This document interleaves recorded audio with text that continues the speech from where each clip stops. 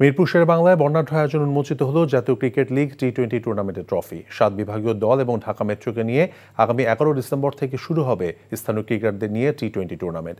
এই টুর্নামেন্ট 32টি ম্যাচের সবগুলো ম্যাচ অনুষ্ঠিত হবে সিলেট আন্তর্জাতিক স্টেডিয়ামে।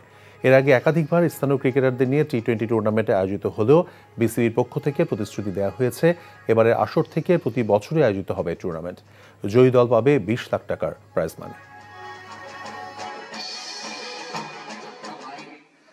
চারটা দলের চারটা হাত এটাকে রিপ্রেজেন্ট করছে।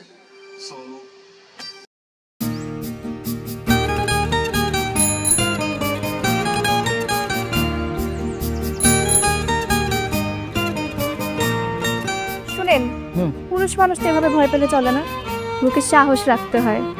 যা বলবেন সোজা সাপটা বলবেন।